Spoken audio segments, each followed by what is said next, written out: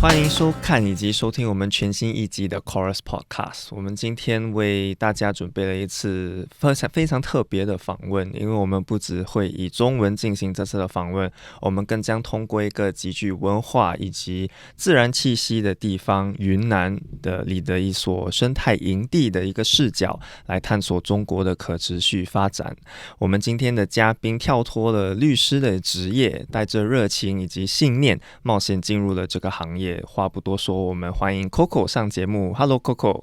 Hello，大家好。你好 Coco，在我们进行这次访问之前，你可不可以先自我介绍一下？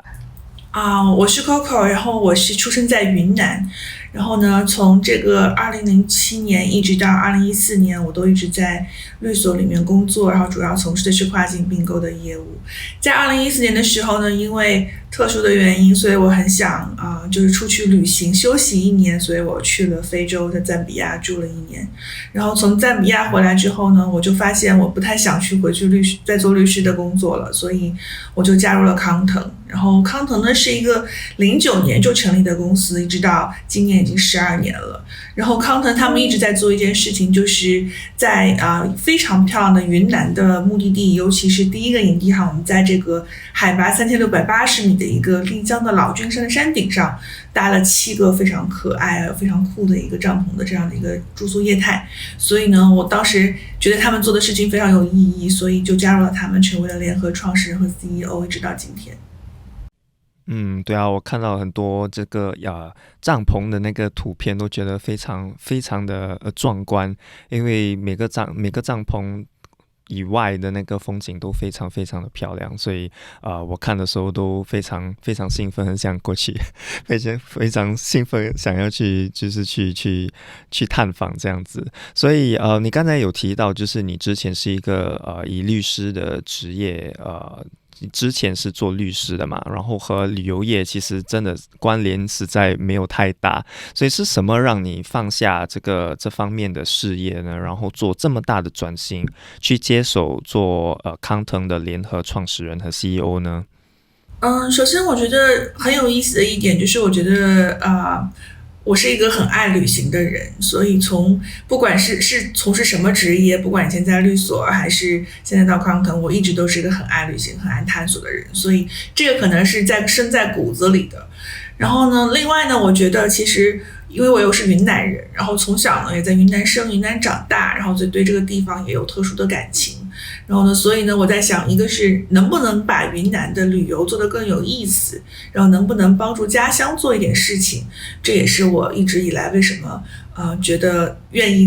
意转型来做这件事情的很大一个原因。另外呢，我也觉得创业这件事情本身也是一个人生当中旅程当中的一个挑战嘛。然后因为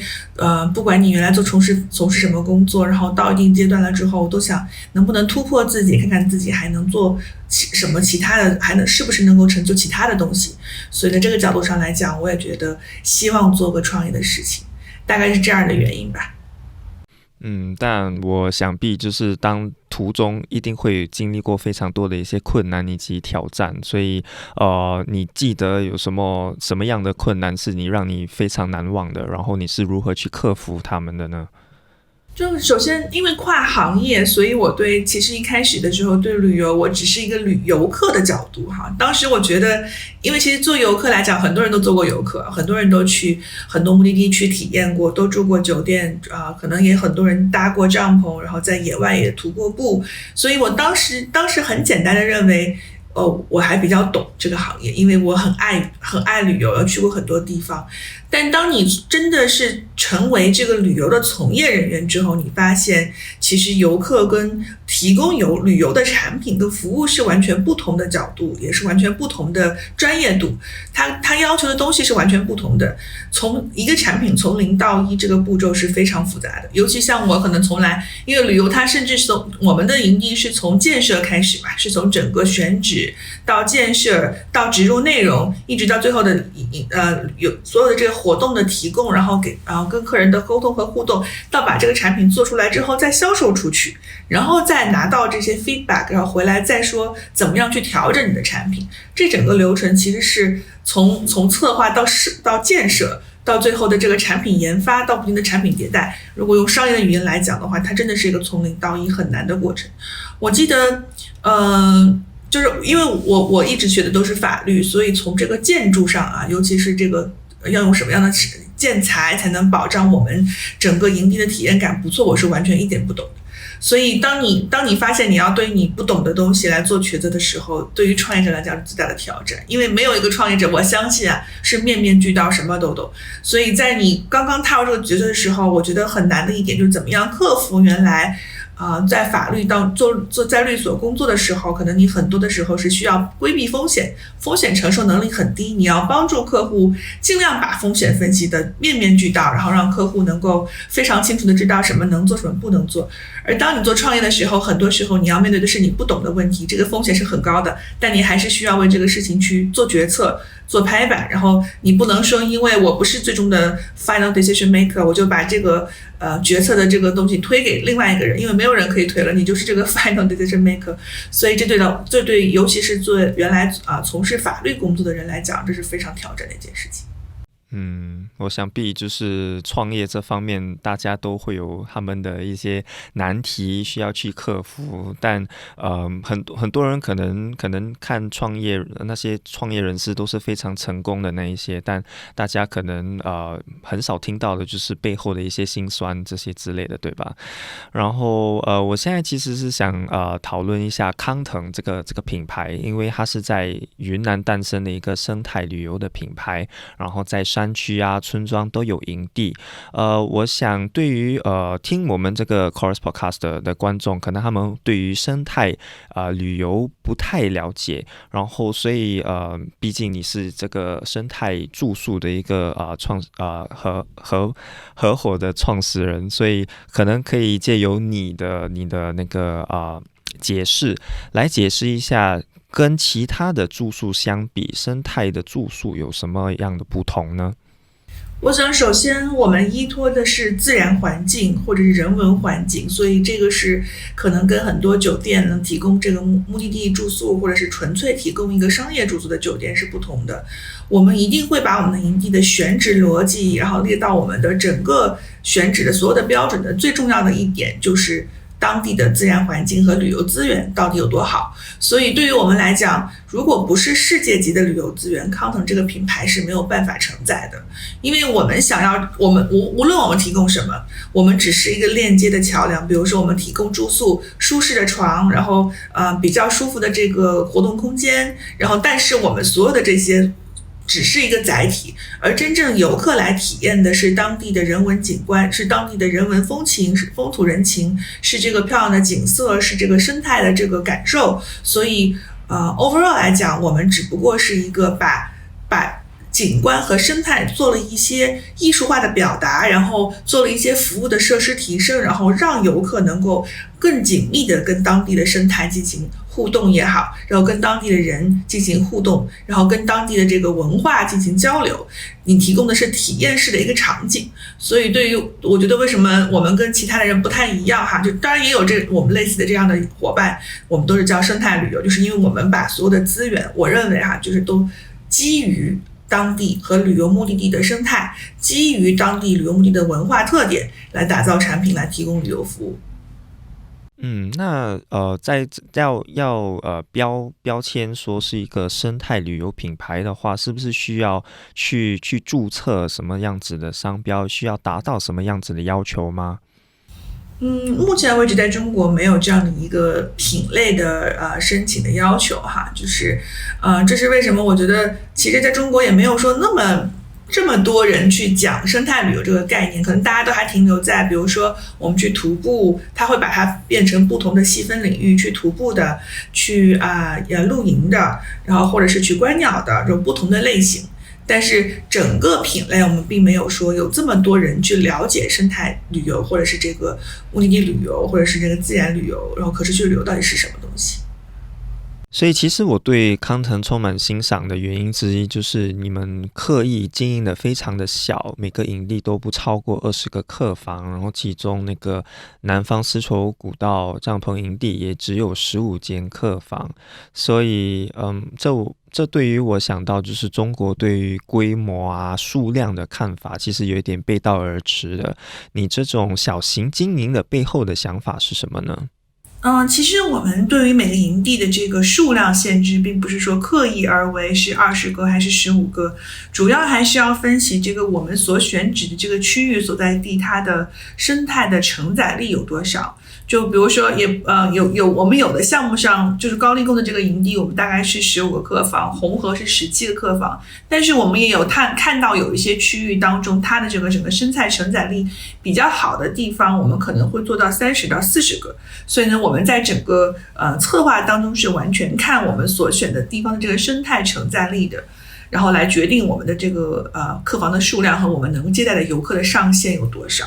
那其实我确实觉得这个是跟中国目前为止很多地方所强调的这个旅游人次这样的一个衡量的指标是有点不一样的。那我其实也觉得，就是真正意义上你应该衡量和评价的不只是数量，最重要的是质量，就是你能够提供给当地的这个给游客提供的这个当地的体验到底产品好不好，然后甚至是你能够让游客能够留给当地的经济发展的所带来的这个价值贡献有多少，这些才是我觉得比较重要的衡量指标，而不仅仅只是一个单纯的旅游人次的数量。你刚才提到的以上的那几点，其实对于就是可持续性的这个概念都是非常符合的。然后我就想说，我们可以就是顺着聊比较宏观一点的看法，就是你认为中国大众对于可持续发展的了解的程度是如何的呢？其实我觉得中国人对这个可持续的了解，它是分段的，就是不一定是一个完整的一个主题，它可能对整个可持续这几个字的理解还属于非常非常的初期，甚至很多人都没听过，一听到可持续旅游都不知道讲的是什么。但实际上中国对这个可持续的很多概念，它可能会分拆到不同的区域去，它可能会觉得什么是可持续旅游，它可能从角度上来讲，他们觉得可能是我节水节能，然后呢这个我减少食物浪费，我不去浪费东西，或者我不去吃非法的野生动物制品，这些属于可持续的一些部分。它可能是非常每个小的一些细节的这个细枝末节的了解，而不是一个完整的一个架构的了解，去完整的去概述它什么是可持续。然后你刚才也有我们在聊的时候，你有提到关于就是那个阴阳平衡的这个概念，就是和西方这方面是有一点点不同的，但这对于我们亚洲人对于这个可持续性的实践的方式会是蛮有利的。你能够和大家就是分享关于这个概念吗？其实我相信可持续的概念其实存在于中国历史中已经很久了，只不过可能从祖先开始，我们并没有用可持续的这样的一个理念去阐述它。就比如说我们的父辈以及我们过去整个中国传统文化是非常讲究节省的，节约就是美德，这件事情其实一直存在于我们当中。你不一定非要去，你衣服坏了你可以重新去修补，然后呢可以继续穿，然后你要用这个口缸和碗去盛饭，然后可以持续的使用，然后能够减少这个浪费，然后这个整个节水还有做的这些美德都是纯属于中国传统文化当中的。而另外呢，中国人讲究阴阳平衡，这就是其实是跟大自然相和谐共处的这样逻辑已经存在于很久了。比如说我们的道教当中讲一生万，二生三，三生万物，其实就是讲了人跟自然的和谐共处。这些理念其实从历史上来讲就已经存在于中国传统文化当中，只不过它不是以可持续这样的一个名词来出现的。我非常喜欢，就是因为我们之前有聊到，就是这种阴阳平衡的这个概念，我觉得真的对于亚洲的这个文化来讲，是对于可持续发展是蛮有用的。然后刚才你也是有提到，就是在就是可持续性这个词，可能在近几年才比较火一些，所以我们也看到，就是政府非常极力的推行这些可持续发展的这个议题，然后也就是希望人民也跟着的生活也可以更加的可持续化。所以你在人们的这个日常生活中有没有看到一些非常大的一些转变呢？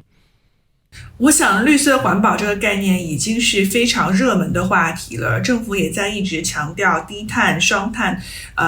目标，提出了很多对于未来能够减少这个碳排放，然后能够减少塑料等等各方面的一些要求。政府甚至还下了很多的限塑令。我相信就未来就随着政府对这个环保的这个力度的这个日益加强，然后以及公众的这个认识其实是日益的提升的。比如说现在已经有很多人开始购买一些环保材料或回收材料所制成的这个衣服和鞋子，然后呢开始去讲究要自带水瓶，然后能够减少这个一次性的塑料制品。其实这些都是已经能够看到的这个好的转变。在 business 还有这种业务方面的话，你在比对康腾以及市场上的相同品牌的参考的时候，有参考了哪些案例呢？其实帐篷营地这个概念最早就来源于非洲嘛，其实我们这个很多的学习了很多非洲帐篷营地它应该有的一些东西，所以在理念上来讲，我们是参考了非洲的东西的。但是呢，因为非洲的帐篷营地它主要的卖点就是其实也像我们一样是基于当地的环境和生态，所以呢非洲最出名的就是观看野生动物，而这件事情在中国来讲还是比较有难度的，尤其像一些保护区其实它是不让任何人进入的，更别说游客甚至是一些旅游的从业人员了。所以呢我们必须在我们所选址的地方呢重新去找我们的亮点和我们的这个生态最好的这个核心的资源竞争力到底是什么。所以这件事情上呢我们是重新做了一些构思的，然后根据我们的选址情况去植入真的适合中国的有中国特色的以及有本地特色的这样一些理念，然后来做这样的产品。就比如说像在红河，可能我们所去的地方都是跟当地的文化相关，是梯田文化、稻作文化，所以我们的游客是在梯田里面去抓鱼、冲糍粑，梯田田埂上吃过桥米线，像本地人一样生活，去菜市场上买菜，这是我们在红河营地所设计一些活动。而高丽贡营地因为它是森林景观，所以我们的所有的活动都是跟森林相关，比如说徒步然后观鸟然后等等。这些呢，就是完全是基于它本地的一些这些资源的禀赋，然后来设计的。那我也应该可以这么说吧，就是这10几年来应该会有和你非常相同的一些品牌，所以你的一些竞争对手有哪一些呢？中国真正的做生态旅游的品牌其实为数不是很多，但是我觉得我们的竞争对手其实还是蛮多的。因为如果以我们的视角来讲，凡是做体验类型的产品的都可以算是我们的竞争对手，目的地打造型的，然后体验型的、精品型的。举个例子，比如说像悦榕、松赞，我认为 potential 他们都是我们的竞争对手。所以之前你在 Sustainable Travelog 上面有提到这一句我非常的喜欢，你提到说我希望人们能在获利的同时考虑到大自然与人类之间的和睦相处，这样我们才能达到可持续的发展。所以你认为国内的旅游业对这个 Triple Bottom Line 三重盈余方面的这个接受度是如何的呢？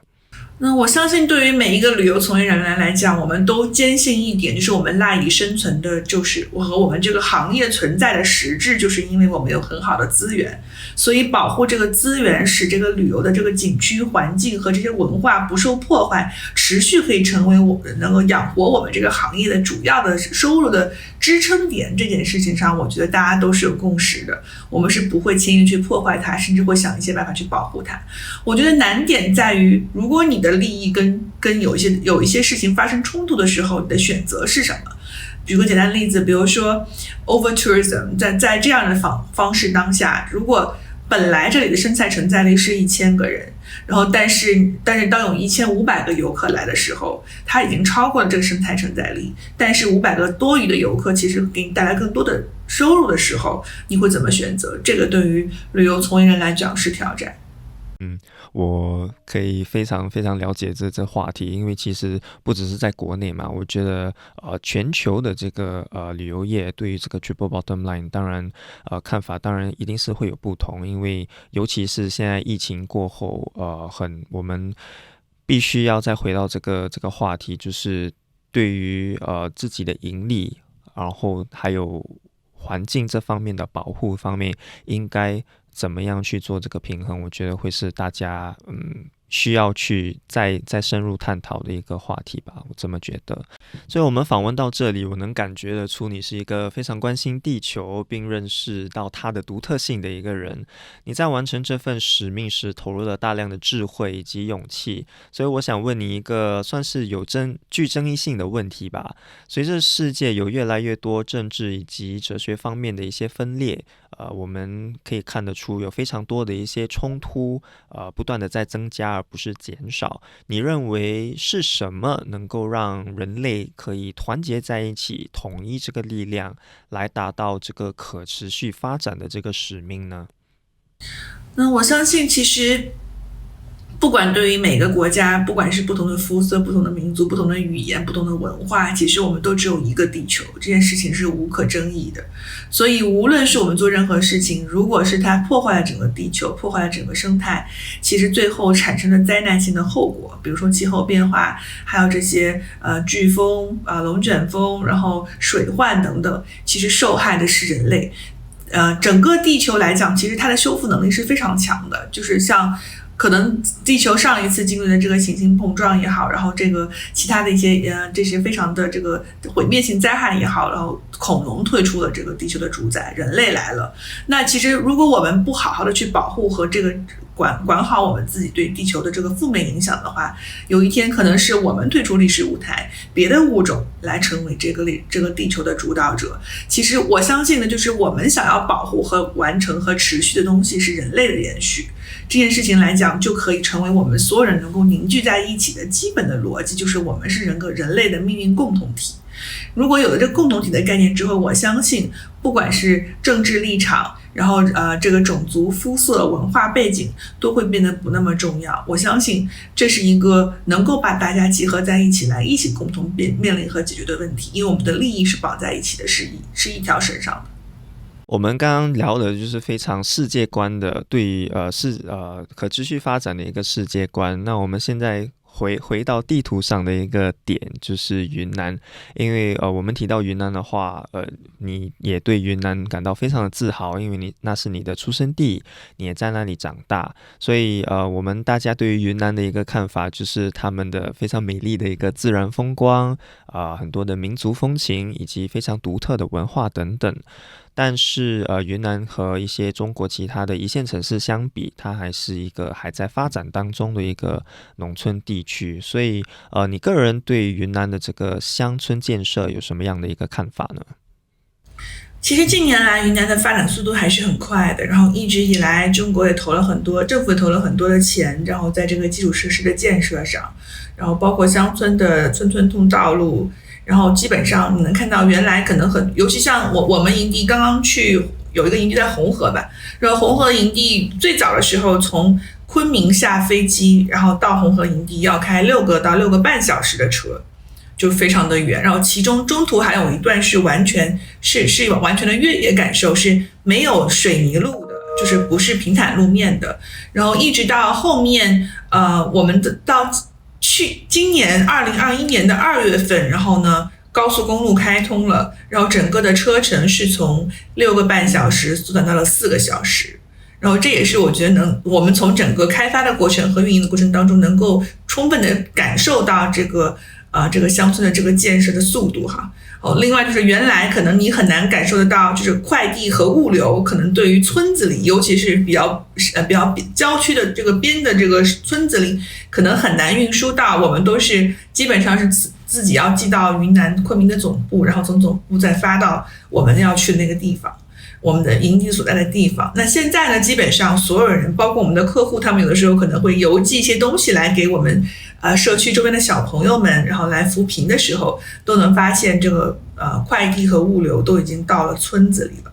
就是可能你会觉得只有1-2千人的村子也能收到快递和物流，只不过时间稍微长一些。然后另外在乡村当中，你会发现 5G 信号也是非常稳定的，所以在通讯方面也是完全没问题了。所以能感受得到，就是中国在乡村建设和基础设施投入方面是花了大的力气，而且近几年转变是非常大的。哇，那我觉得可能大家对于云南的印象当然还是非常欠缺的，因为像你这样说的话，其实它也算是一个挺发达的一个地区了，可以这么说。我觉得非常分区域，比如说像昆明，它就是非常城市嘛，它是个大城市，所以居住的人口也很多，然后呢城镇化发展也很好，然后你想买到的也有很多 shopping mall restaurant 什么都有。但是在乡村不同的地方，比如说我们所在的那个区域红河州红河县，然后过去也是去年才脱贫的，然后整个红河县的这个贫困状况也还是比较的显著，所以能感受得到，就是他们的这个发展要跟城市发展的这个差异化就会非常的大。我也了解到，就是康腾在运营上其实也有做了许多的一些社区发展的一些项目，你能跟我们提起其中的一些project 吗？首先康腾所在的地区，我们基本上来讲90%以上的员工都来自于当地的村民，我觉得这是第一个我们给当地经济带来的贡献吧。就是我们因为当地很多村子都已经空心化了，也是因为城镇化的原因，所以在农村的这个收入来源不多，所以很多当地的居民会愿意到城里面去打工，然后呢就留下了很多农村空心化所带来的遗留问题，比如说这个孩子没有人管，然后家里只剩下了孩子和老人，然后壮劳力都已经出城去了。比如说有一些非物质文化遗产的传承可能就面临了问题，因为年轻人不再愿意学了。比如说像我们所在的这个哈尼梯田也有很多问题，就是当地人不再愿意种地了，现在剩下的会每年用传统的方式来耕种的这波人，目前都是年纪比较偏大的，比如说像50岁以上的这波年纪比较大的一些人，他们还在不停的用传统的方式来耕种这个世界文化遗产田，然后用这种传统的方式在种地，但是年轻人都已经在城里打工了，所以他们已经不再愿意回来了。但是我们想做的事情，就是因为我们可以做一个很酷的项目，然后让年轻人愿意回来，所以我们现在营地的同事呢，很多都是最早已经出去外面打工了，然后因为看到了我们，然后回到了这个乡村里面来生活，然后跟我们一起工作，这是第一个 project。 然后另外呢，我们还有很多本地采购，因为我们相信可持续当中很大一个问题就是碳排放嘛，你的交通成本其实就产生了很多的碳排放，而且这是一个角度，从环保的角度来讲，我们尽量本地采购化。然后另外一个角度来讲，我们也是希望给游客带来最真实的本地体验，就是你到底能吃到本地的人到底在吃什么。我相信一个游客如果从上海或者北京到云南来，他希望品尝的也是本地的特色，而不是想吃一顿西餐。所以我们本地的食材也和本地的做法也是完全从本地来完成的，这是另外一个本地采购，也把这个经济的这些收益留给了当地的居民。还有就是我们在保存本地工艺在建设当中，我们也是非常的跟社区融合的，就是我们在整个建设施工的过程当中，都是本地村民跟我们共同努力的结果。尤其像这个我们的红河营地是用一个废弃的村子改造的，当时这个废弃的村子有很多石块，我们要垒成这个石墙基底，然后在这个院落里面搭帐篷嘛，这是我们的一个基本的形态。所以我们当时是每个当地的少数民族的大妈们，还有这些男生女生，都是帮我们背着这个石块进来的，因为这个地方是没有交通设施，是很差的，只能用马驮人背的方式来完成这个整个砖的这个建设。所以我们实际上这个整个项目来讲，我们一直都讲，就是我们开业的时候也是在讲，这个项目是当地人跟我们共同的心血，他们也付出了，我们也付出了。然后在这个整个红黄营地的大堂呢，我们使用的是当地的夯土工艺，也是当地的手工艺人来做的，所以我们也是希望能够把这个夯土工艺的本地的做建筑的方法，能够通过艺术的表达能够传承下去，保留当地的建筑文化元素，能够让他们能够有这个工作和这个挣钱的机会，愿意为这个事情持续去努力。所以这是我们做的在整个运营当中的。那当然我们在运营当中也会有一些小型的 project， 然后来帮助我们跟这个当地社区建立一些社区关系。比如说我们当时跟莱卡做了一个活动，就是由莱卡来负责招募一些莱卡的用户，他们是城市里的家庭，然后呢他们会带着莱卡的相机一起来到山区里面，跟我们本地的一些小学进行互动，孩子们跟孩子们可以互相交朋友，可以一起去上莱卡的摄影小课堂，然后并且他们可以互相拍照，留下纪念，成为朋友。那从这件事情之后呢，我们还有一些莱卡的这些家庭的这个城市的家庭呢，还在持续的去资助我们在山区的小学这些比较贫困的孩子们，所以呢也形成了非常良性的互动。而且这样的一个活动，其实我们是每年都在做，就是跟莱卡合作的这样的一个公益，有带公益属性的这样的一个活动，所以这也是我们一直在跟社区在关注的一些活动之一吧。谢谢你分享这些，因为我觉得大家对于可持续发展这方面的了解，可能还是处于就是环境保护方面，但你提到的这些社区发展的这些项目，其实已经是涉及到更广的一个话题，就是也包括就是文化方面的保护，以及就是如何确保我们下一代也可以就是享受我们现在提供给他们的资源。我觉得这些都是大家对于可持续性需要了解的一个地方。那我现在就是想问一个算是一个蛮有趣的问题吧，因为刚才我们也有聊到，就是康腾在刚刚设立的时候，当初是不是有和当地人有过什么之间有矛盾的一些地方吗？对，这个也是很好玩的一个故事。因为我们除了红河的营地之外，我们现在有一个营地在高力贡山上吧，它是一个森林。这个森林景观呢，我们做了一个1公里的栈道，比较长，非常的大。当地村民他们不太清楚我们在做什么，所以他们以为我们盖了个公园。离得比较近的村民们，他们可能会徒步4到5个小时，甚至带上了水和吃的，像野营的风格呢，然后徒步很久来到我们营地。因为我们栈道很高，有12米，他们上不来的时候呢，可能还会爬栈道，会非常的危险。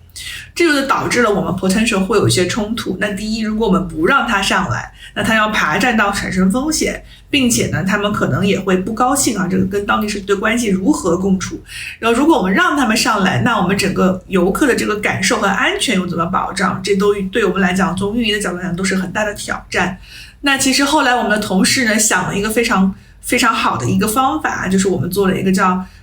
公众开放日。那每个月的15号呢，我们不但是不对外开放，不对我们的客人开放，我们只对当地的社区开放。那我们要求当地的社区这些居民呢，去村长那去做登记，这样我们还是能够有规模的去限制这个到访的人员来适应我们的这个我们做的生态的承载力啊。所以我们还是控制，比如说在50个人以内，那他们会去村长那登记，然后呢，他们来到这边之后呢，我们不但打开栈道让他们自己走上来，我们甚至还会打开房间的门让他们看到我们在做什么，提供茶水给他们喝，介绍我们是谁。然后同时呢，我们也是非常好的一个方式，我们能够通过我们的这个营地的驻店经理，能够在现场能够观察当地的居民当中有没有形象气质很佳、口齿伶俐的朋友，也可以加入我们成为我们的团队成员。所以这真的是一个非常好的招聘的场所和机会，基本上就已经把这个看上去是一个冲突的事情给调和掉了，也很有意思。这听起来就是一个非常一石多鸟的一个解决方法了。刚才你提到的这一点让我想起，就是好几年前可能大家对于中国旅客的一个想法可能也不不太正面。但我们就是在于旅游业这边也在中国做非常多的一些推广。那你也是就是在人也是在国内做这个旅游的发展。我想请问，就是以你的角度来看，全世界对现今的中国旅客应该要有什么样的一个新的认识？然后你认为也有着什么样的一个变化吗？我想，首先第一个是中国是个非常大的国家，人口也非常的多，我们有14亿人，然后就是你很难用一两个旅客、一两个人的一些不好的行为来代表整个中国，所以我想这个是一定要向全世界发生的一点，就是如果你看到了一个行为，他那个行为如果是不好的行为，它不代表全中国，这是第一个。然后第二个呢，我觉得确实是中国游客很多有文化差异，就是因为我们有语言差异，因为我们的签证的问题和语言的问题，以及很多人可能没有出过国的问题，可能导致他们对当地的文化是不了解的。在这些不了解的情况下，可能会有一些行为会产生冲突。那我想第一个呢是中国的游客应该多学习国外的一些文化，然后能够尽量避免这种不尊重或者互相能够产生误会的情况发生。另外一个呢，也是希望就是不同的国家能对中国游客多一些这个包容，因为确实文化的差异也会导致了很多的问题和误会，这是另外一个。那对于一些其他的一些就是方面来讲，其实中国也一直在提升教育的能力。比如说从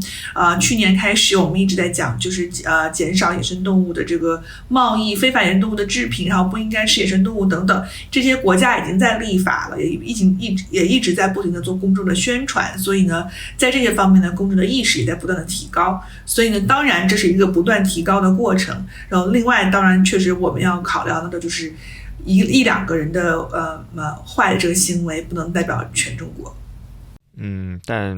其实我觉得这方面的问题，大家就是全世界应该都会有一些所谓的坏苹果嘛，那个 bad apples。所以对啊，我觉得你提到的这一点，我觉得都可以提供给全世界在听我们 Chorus Podcast 的人做一点参考。那我还有另外一点，就是大家对于中国的所谓的可能可以称为迷思吧，就是社交媒体这方面大家都运用的非常非常的频繁，然后我们都知道国内的就是社交媒体真的是一个完全不同的一个元界。所以你是如何利用这些社交媒体来推广康腾的呢？首先可能要先非常分清楚康腾的目标人群，因为中国的社交媒体非常的大，非常的多，我们叫它流量平台。然后比如说像小红书、抖音，然后马蜂窝、穷游，然后微博，然后以及微信啊，这个朋友圈、公众号，这都是还有视频，还有这个视频号，这些全部都是非常就是流量非常大的一些社交媒体，能够帮助你做宣传和帮助你做营销的。那但是呢，可能不同的流量平台，他们所针对的用户画像是有点不同的，所以要针对性的选择。那其实康腾在这个社交媒体方面做的还是比较弱，但是我们有一个比较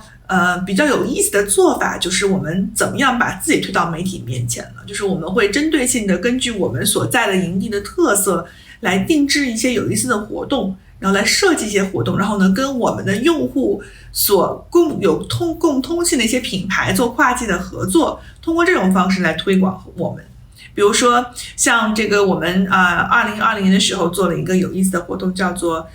保时捷的一个遗产之旅。那其实因为红河所在的地区是这个世界文化遗产嘛，是 heritage。那对于保时捷的老爷车、经典车来讲，他们的那些老爷车也是保时捷的遗产，它是遗产跟遗产的碰撞，所以当时呢是有5台这样的老爷车是从德国的保时捷博物馆运到了中国，运到了红河，然后在梯田旁边去开。那我们同时呢也给所有的这些开老爷车的这些媒体也好、伙伴也好呢，提供了很多跟哈尼文化民族元素相关的、跟营地的体验活动相关的非常有意思的一些服务，所以这也是我们一直在做的事情。那当然了，保时捷主要还是请他们的这些媒体来，然后写的是保时捷。但是呢，因为我们有很有意思的活动，这些生活方式的媒体呢，也会帮助我们去留下照片，然后呢，去写一些关于哈尼梯田有意思的故事。那这类型的活动对于我们来讲是跨界，然后但是它非常人群是非常精准匹配的，同时我们并没有花钱去做推广，然后就得到了一个推广的机会，所以是这样的方式呢，让我们就是能够迅速的在类似这样的活动，我们做了很多，就是这样的方式能够让我们迅速的在社交媒体上做一些就是更好的一些曝光。这样听起来真的就是必须要符合就是原创的这个概念，然后才可以在这些社交媒体上面取得一些成功，应该可以这么说，对吧？对。那我们聊到这里，我觉得大家对你在发展康腾这方面的付出和努力，我觉得大家都是有目共睹的。所以我想就是借由这一点时间来总结一下吧，你的一些履历，还有你在发展康腾时候做的一些非常重要的一些milestone， 所以你被选为就是全球可持续旅游委员会 GSTC 其中一个董事会的成员，然后你当时也把 GSTC 业内的标准把它给翻译成中文，然后你也提到就是你有和 WWF 合作啊，然后最近更与携程建立了可持续旅游联盟，所以在你这几年下来，你觉得在你的事业当中的其中一个亮点会是什么呢？